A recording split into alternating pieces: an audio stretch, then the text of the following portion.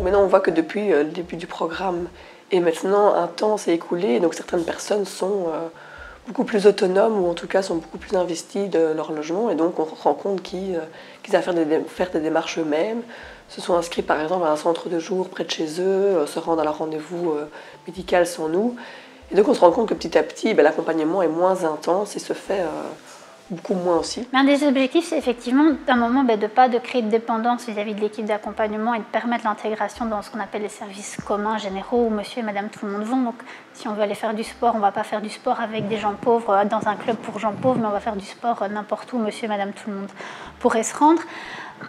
Maintenant, effectivement, c'est parfois compliqué d'avoir une procédure claire, de sortir, dire voilà, quand il aura fait ça, ça, ça et ça, on pourra se retirer et tout ira bien. Je pense que l'essentiel est que la personne ait un réseau.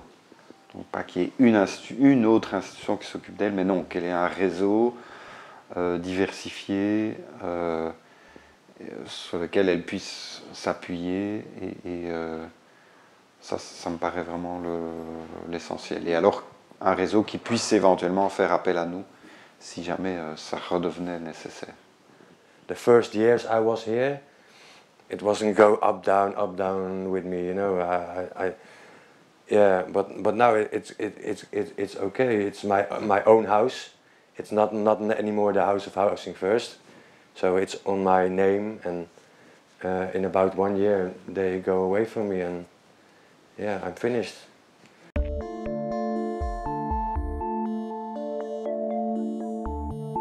Donc les équipes d'accompagnement Housing First sont vraiment confrontées au quotidien à un public extrêmement fragile qui a un long parcours de vie en rue, des problématiques de santé mentale, d'assuétude, et c'est vraiment au quotidien qu'ils sont confrontés à ces difficultés-là et essayer de néanmoins contribuer au maintien en logement de ce public qu'on estimait peut-être pas capable de se maintenir en logement. Et c'est vrai qu'il y a une pression par ailleurs qui vient des politiques, qui vient du secteur, qui vient du public vis-à-vis de ces équipes-là, et elles ont à prouver que ces personnes sont capables de se maintenir en logement. También es un reto casi siempre para el equipo porque muchas veces la persona no tiene conciencia de problema y no ve la necesidad de cambio.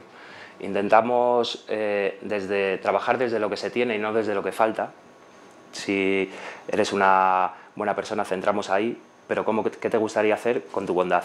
A lo mejor, ¿y qué impedimentos tienes? Y a lo mejor ahí ponemos enfrente de la mesa que lo que te está obstaculizando el cumplimiento de tus objetivos es tu propia adicción.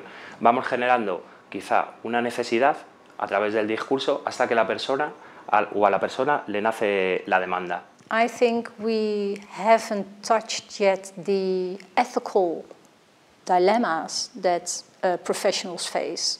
For example, clients have their choice. It's client choice. It's a major principle, and I really underline that. But suppose a client really drinks himself to death. What is your role? What will you do? Will you just let it go, let it happen? Or are you a professional, or do you intervene? And I think dealing with those ethical issues, I think professionals deal with them all the time. And we really should listen to the professionals, to the clients, and really try to find out what we can do to support professionals in this job, because it's not easy.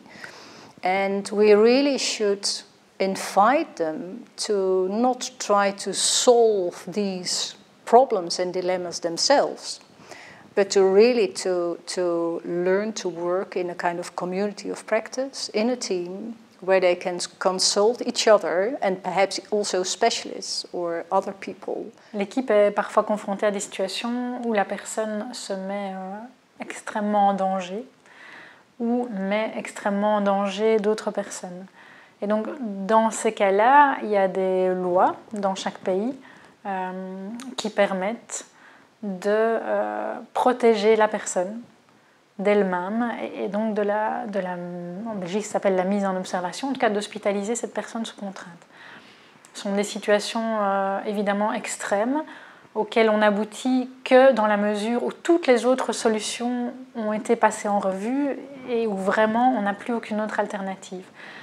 Ça arrive dans notre pratique et en général on essaye d'aborder cette question avec la personne dès le début de l'accompagnement, de lui en parler, de lui expliquer, de lui dire peut-être que ça va se passer, qu'en penses-tu, comment souhaites-tu qu'on fasse, et de pouvoir vraiment avoir une sorte de préaccord de sa part pour qu'elle nous laisse la main si vraiment elle n'est plus en mesure de gérer les choses.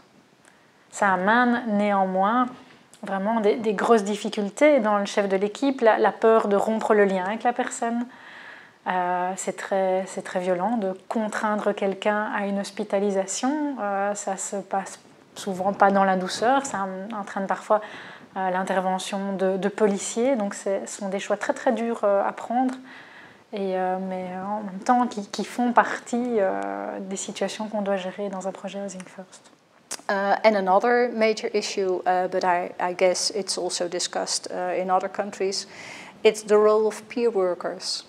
There is sometimes, I experience there's sometimes anxiety, resistance, and I think it has to do with the kind of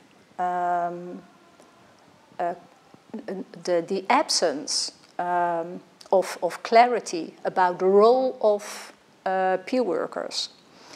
So there's a lot of confusion about their role.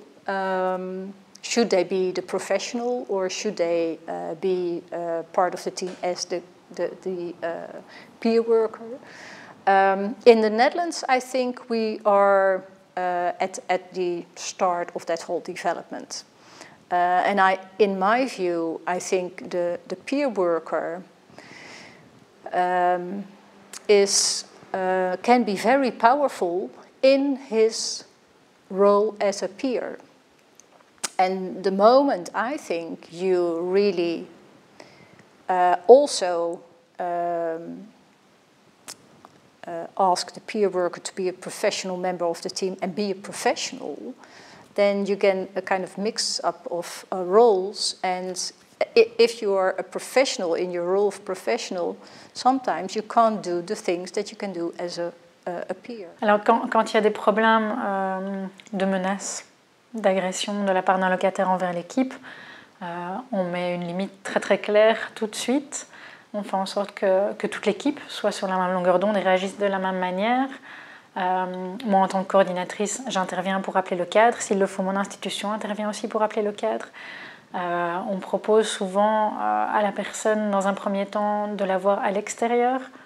Et si on sent que l'extérieur n'est pas encore suffisamment sécurisant pour l'équipe, on propose souvent que les rendez-vous se fassent dans une institution partenaire. Comme ça, on maintient un cadre institutionnel qui contient la personne et qui permet d'intervenir aussi en cas de passage à l'acte. Mais en même temps, ça nous permet le plus longtemps possible, en tout cas c'est ce qu'on essaie de faire, de maintenir la visite hebdomadaire avec la personne et le travail d'accompagnement avec elle.